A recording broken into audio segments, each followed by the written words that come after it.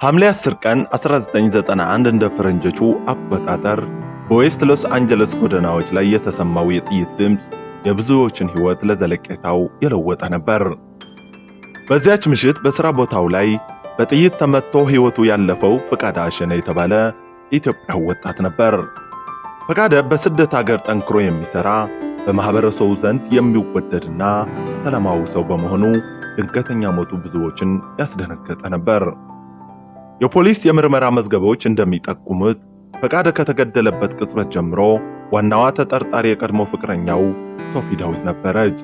ከጥቃቱ በኋላ ሶፊ ዳዊት ከአካባቢው ተሰወረች። ከዚያ ሰዓት ጀምሮ ያለችበት ቦታ የሚያውቅ አንድም እንኳን ሰው የለም። የሎስ አንጀለስ ፖሊስ ዲፓርትመንት ክትትል ቢጀምርም የሶፊ መሰወር እንደ ጭጋግ ፈጣንና ፍጹም ነበር። ሶፊ ዳዊት፣ ሂሩት ዳዊት፣ እናኑ ዳዊት ወይም ደግሞ በቅጽል ስሟ ሚሚ ዳዊት እየተባለችም ትጠራለች። ከተከበሩና ሀብታም የኢትዮጵያ ቤተሰብ የተወለደች ሲሆን በኢትዮጵያና በሀገር እንግሊዝ ከኖረች በኋላ ወደ ሀገር አሜሪካ እንደገባች ይነገራል። በነርስነትና በፀጉር ሥራ ሙያ ላይ የምትሰራ ሲሆን በብሪታንያ እንግሊዝኛ አነጋገር የምትናገርና ሁልጊዜም ከባድ ጥቁር መነጽር የምታደርግ ሴት ነበረች። በቅርቧ የሚያውቃት ሰዎች እንደሚያስረዱት ሶፊ ማህበራዊ ተሳቢ ብትሆንም ስለ ግል ሕይወቷና ስለ ማንነቷ ብዙም አትናገርም ነበር። ይሁን እንጂ ከፈቃደ አሸነ ጋር የነበራት የግንኙነት እየጠበቀ ሲመጣ የባህሪዋ ሌላኛው ገጽታዋ መታየት ጀመረ።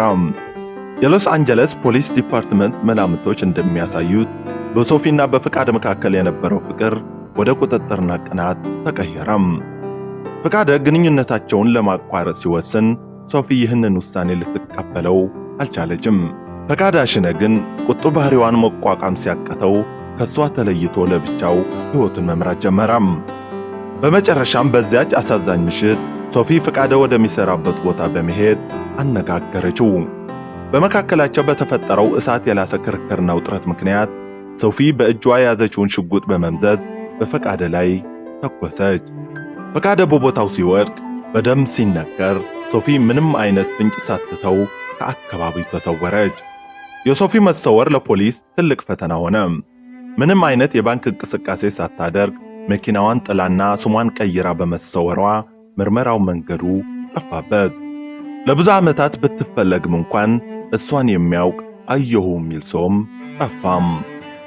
ይህን ተከትሎ የሶፊ ጉዳይ በታዋቂው የአሜሪካስ መስት ዌንትድ የቴሌቪዥን ፕሮግራም ላይ በተደጋጋሚ ተሰራጨም። በ2003 እንደ ፈረንጆቹ አቆጣጠር ደግሞ የወንጀለኞች ምስል በተቀረጸበት የካርታ ጨዋታ ወይም ደግሞ ፕሌይንግ ካርድስ ላይ የሶፊ ምስል ንግሥት ልብ በመባል ታተመም። ይሁን እንጂ የፍለጋው ሂደት አስገራሚ ስህተቶችም አስተናግዷል።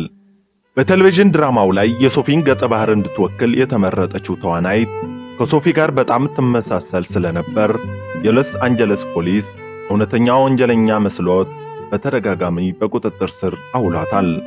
በመጨረሻም ተዋናይቷ ከፖሊስ የተሰጣትን እኔ ተዋናይ እንጂ ወንጀለኛ አይደለሁም የሚል ደብዳቤ ይዛ እንድትንቀሳቀስ ተገድዳለች። በ1992 ዓ.ም ደግሞ ከአንድ የቴሌቪዥን ተመልካች በደረሰው ጥቆማ መሰረት ፖሊስ የሰሜን ሆሊውድን አፓርታማ በመውረር ብርቱካን ዓለሙ የተባለች ንጹሕ ኢትዮጵያዊ ስደተኛን በካቴና አስሯል። በኋላ ግን በጣት አሻራ ምርመራ እሷ እንዳልሆነች ተረጋግጦ ተለቃለች።